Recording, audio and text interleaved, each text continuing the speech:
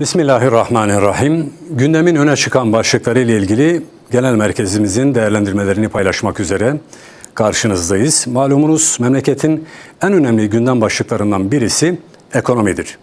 İhracatın artırılmasını esas alan yeni ekonomi modelini hayata geçiren Türkiye, enflasyonla mücadelede en ağır başarısızlığı yaşayan ülkelerin başında geliyor. Bununla beraber her ay açıklanan dış ticaret verileri bu süreçte cari açığın da giderek daha fazla arttığını gösteriyor. Temmuz ayı verilerine göre dış ticaret açığı %144,5 artarak 10,6 milyar dolara yükseldi. Düşük tutulan politika faizine karşın reel faiz oranlarındaki tırmanış, cari açığın finanse edilmesinde kullanılacak finansal kaynakların finans kurumlarıyla bir avuç mutlu azınlık tarafından kullanıldığını göstermektedir. Merkez Bankası Başkanı'nın son açıklamaları, yatırım için devletin sağladığı düşük faizli kredilerin önemli bir bölümünün yatırım yerine ekonomik durumu daha da kötüleştirecek şekilde dövize yatırıldığını ya da üretilen malların stoklanarak iç piyasada fiyat artışlarına neden olunduğunu göstermiştir. Sonuçta hayat pahalılığı, açlık ve yoksulluk bir tarafta dururken diğer tarafta bu kriz ortamında dahi tarihi kar rekorları kıran bir bankacılık sektörü oluştu. Servet sahibi bir avuç mutlu azınlık servetlerine servet katıyor. Bu durumun farkında olan yetkililer hesap sorabilirlik ve denetim adına hiçbir tedbir ya da yaptırım uygulamıyorlar. Uygulamadaki ekonomik model, kamu kaynaklarının zengin elitlere peşkeş çekilmesinden başka bir işe yaramamıştır. Bu büyük adaletsizliğe rağmen sıradan vatandaşlara ellerindeki azıcık döviz miktarlarını ya da ziynet eşyalarını enflasyonla mücadele ya da kuru dengeleme adına bozdurma çağrılarının yapılması ise tuhaf bir çelişkidir. Gündemin bir diğer önemli başlığı da hasta mahkumlar meselesidir.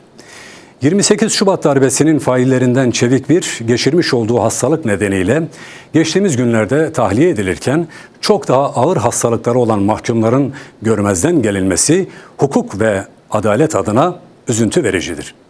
Cezaevleri birer ezaevleri olmaktan çıkarılmalıdır. Hasta mahkumların tedavilerinin daha rahat yapılabilmesi için işledikleri suçlara bakılmaksızın tedavi süreci boyunca mutlaka infazları ertelenmelidir. Bu hak sadece seçkinler için değil, bütün mahkumlar için uygulanmalıdır. Bu çifte standarttan vazgeçilmediği sürece hukuk mekanizmasına yönelik tartışmalar da sona ermeyecektir. Cezaevleri mevcut koşullar itibarıyla ya kronik hastalıklara sebebiyet vermekte ya da var olan hastalıkların ilerlemesini kolaylaştırmaktadır. Özellikle ağır infaz rejimi uygulanan mahkumların kronik hastalıklarının da olması durumunda kendi bakımlarını sağlayabilmeleri, tedavi edilebilmeleri, tedavilerine paralel beslenme ve diğer imkanlardan yararlanabilmeleri mümkün değildir maalesef. Bu yüzden kanser gibi ağır hastalıkların cezaevlerinde pek çok ölüme de sebebiyet verdiği kamuoyunun hepimizin malumudur. Burada devlete düşen ağır hastalığı bulunan mahkumların bakımlarının sağlanması ve son zamanlarını aile fertleriyle geçirebilmeleri adına infaz ertelemenin kolaylaştırılmasıdır. Bu anlamda Adli Tıp Kurumu siyasi sahiplerle hareket etmekten vazgeçmeli, tam teşekküllü diğer hastanelerin de raporlandırma yapabilmesi sağlanabilmelidir. Bir diğer önemli başlık da İslam İşbirliği Teşkilatı bünyesinde yapılan İslami dayanışma oyunlarının yapılıyor olması. Bu oyunların 5.'si Konya'da başladı. İslam ülkeleri arasında sosyal, siyasal ve ekonomik ilişkilerin gelişmesine katkı sunması beklenen program, anlam ve önemine aykırı bir şekilde icra edilen konserler, İslam İşbirliği Teşkilatı'nın amacına yakışmayan sahneler ve spor müsabakalarıyla daha çok ön plana çıktı.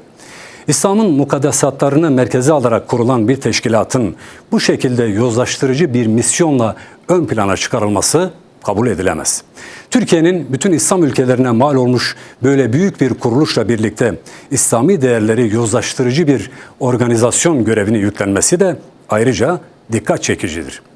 Bahar şenlikleri ve festival adı altında valilik, kaymakamlık ve belediyeler tarafından yakın zamanda icra edilen ve halkın değerlerine saldırı niteliğindeki yozlaştırıcı etkinliklerden sonra bu sefer uluslararası bir platformda bu misyonun sürdürülmesi ayrıca üzerinde düşünülmesi gereken bir durumdur. Türkiye seküler bir yaşam tarzında İslam ülkelerine model olarak sunulmaya çalışılıyor. Türkiye bu oyuna düşmemelidir. Böyle bir rol modellik Türkiye toplumunun da İslam ülkelerindeki toplumların da faydasına olmayacaktır. CHP Genel Başkanı tarafından yapılan helalleşme çağrısı aslında toplumsal barış ve memleketimizin geleceği açısından önemlidir. Türkiye'nin geniş kapsamlı bir helalleşmeye ihtiyaç duyduğu da tartışmasızdır. Ancak sadece bir seçim argümanı olarak kullanılacak samimiyetsiz bir helalleşme söyleminin yaralara tuz biber olmaktan başka bir getirisi olmayacaktır. Cumhuriyet'in ilk yıllarından başlanmak üzere tek parti dönemi boyunca ve de sonrasında Cumhuriyet Halk Partisi'nin imzasını taşıyan sayısız mezalim yaşandı bu coğrafyada. CHP hangi dönem ve hangi hatalar için kimin adına ve hangi yetkiyle helalleşme çağrısı yapmaktadır? CHP Genel Başkanı İstiklal Mahkemelerinin neden olduğu mezalimi, Şeyh Said hadisesini, Dersim ve Zilan katliamlarıyla diğer zulümleri de helalleşme kapsamına dahil ediyor mu? Kürtlere yönelik inkar ve asimilasyon politikalarının neden olduğu tahribat için de helalleşme olacak mı? Tek parti döneminde halkımızın inancını, kimliğini ve kadim kültürünü hedef alan çok ağır süreçler yaşanmıştır. Hatta CHP bir reddi mirasla bugüne kadar siyaset yaptı. Bu da helalleşme kapsamına alınacak mıdır? Toplum Sayın Kılıçdaroğlu'nun bütün bu sorulara samimi bir şekilde cevap vermesini bekliyor. Kısaca önce CHP geçmişiyle yüzleşmelidir. Ancak ondan sonra bir helalleşmeden söz edilebilir. Bir diğer önemli başlık da suça karışan çocukların sayısındaki ve bu tür olaylardaki artışla ilgilidir. Türkiye İstatistik Kurumu'nun verilerine göre olaya karışmış olmaları sebebiyle emniyet müdürlüklerine giden veya götürülen çocukların sayısı 2021 yılında bir önceki yıla oranla %10,8 artarak 499.319 olmuştur. Suça sürüklenen çocuklar yaralama, hırsızlık, uyuşturucu madde kullanmak veya satmak, cinsel suçlara karışmak veya bütün bu suçların mağduru olarak kolluk birimlerinin önüne çıkmışlardır. Toplumun her geçen gün yozlaştığının göstergesi olan bu tablo oldukça endişe vericidir. Ülkemizde çocukların hem fail hem de suç mağduru olarak karıştıkları suç oranlarının her geçen gün artış göstermesi eğitim sistemini de ciddi anlamda sorgulamamız gerektiğini göstermektedir. Aile kurumunun çözülmesi, boşanmaların artması, manevi boşluk, sosyal medyanın denetimsiz olması, uyuşturucu maddelere kolay ulaşılması geleceğimiz olan çocuklarımızı maalesef suça sürüklemektedir. Ailevi, manevi değerlerden ve sağlıklı bir eğitim sisteminden mahrum kalan çocuklar saldırı ve tuzaklara karşı savunmasız bir durumdadır. Paylaşılan veriler sokaklarımızın güvenli olmadığını gösteriyor. Bu sonuçlar iyi analiz edilerek suç ve suçluyla etkin mücadele yöntemleri yeniden gözden geçirilmelidir. Suça teşvik eden nedenlerin ortadan kaldırılması ve çocuklarımızın birer suç makinesi haline gelmemesi için herkesin üzerine düşen sorumluluklar vardır. Manevi bir savunma mekanizmasına şiddetle ihtiyaç vardır. Bu nedenle aile, okul, cami eksenli bir çalışma başlatılmalı ve gerekli tedbirler bir an önce alınmalıdır. 31 Temmuz 2022'de yapılan KPSS soruların sızdırılması iddiasıyla iptal edildi. 17 Eylül tarihine kadar olan diğer sınavlar ise ertelendi. ÖSYM Başkanı görevden alındı ve soruşturma halen devam ediyor.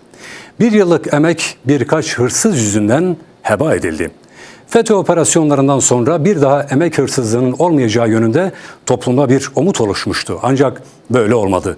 Milyonlarca gencimizin emeği çalındı, çocuklarımızın psikolojileri alt üst oldu. Eğitim ve istihdam sistemine güven de ciddi anlamda yara aldı. Emek hırsızlığını yapanlar kadar bu fırsatı onlara verenler de sorumludur.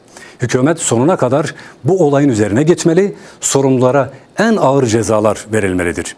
Bu tür hırsızlıkların olmaması için gerekli tedbirler en üst düzeyde alınmalıdır. Bununla birlikte sınava giren öğrencilerin mağduriyetleri de giderilmelidir. Ne acıdır ki eğitim sistemimiz yazboz tahtasına dönüşerek her gelenin kendi sistemini uyguladığı bir şekil aldı.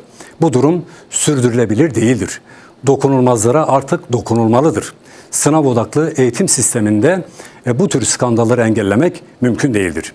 Eğitimin esas amacı bedenin ve aklın geliştirilmesi, iradenin güçlendirilmesi, ruh ve bedene edebin verilmesi, güzel ahlak sahibi, iyi ve olgun insan yetiştirilmesi, yeni neslin hayata ve geleceğe hazırlanmasıdır.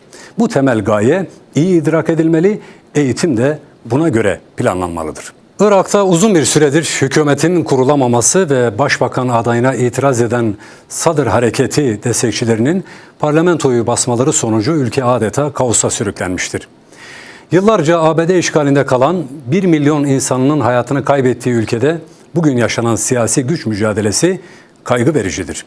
Irak'ta yaşanacak bir kriz sadece Irak'ı değil, tüm bölgeyi olumsuz yönde etkileyecektir. Ülkede siyasi gruplar arasında devam eden mevcut gerginliğin sona ermesi için liderlerin sorumlu davranması, hükümetin kurulması için ortak bir çalışma yürütülmesi elzemdir. Ülkede ayrışmaya ve gerilime neden olan mevcut siyasal sistemde reform gerekliliği de görülmektedir. Türkiye ve İran başta olmak üzere komşu ülkelerde Irak'ta yaşanan gerilimin tırmanmaması için garantör rolü üstlenmelidir. Zira ülkede yeniden yaşanacak bir çatışmanın etnik ve mezhepsel gerilimi tırmandıracağı, tüm bölgeyi etkisi altına alacağı da unutulmamalıdır. Siyonist işgal rejiminin Gazze'ye yönelik başlattığı saldırıda aralarında çocukların da olduğu en az 45 Filistinli şehit oldu, 360 Filistinli de yaralandı ve saldırılar da devam etmektedir. Siyonistlerin kendi aralarındaki siyasi çekişmeden Filistinlerin kanıyla kazançlı çıkmayı hedefleyerek başlattığı bu saldırıları en üst perdeden lanetliyoruz. Bugüne kadar işgalin ve katliamların hesabını vermeyen işgal rejimi saldırılarının dozunu her geçen gün arttırmaktadır. ABD Başkanı Biden'ın son ziyaretiyle katliam ruhsatı alan Siyonist rejim tüm barbarlığına rağmen bölge ülkeleriyle normalleşme anlaşmaları imzalamakta, cephesini her geçen gün genişletmektedir. İşgali ve katliamı meşrulaştıran, Filistinleri katil sürüsüne teslim eden bu işbirliği anlaşmaları derhal sonlandırılmalıdır.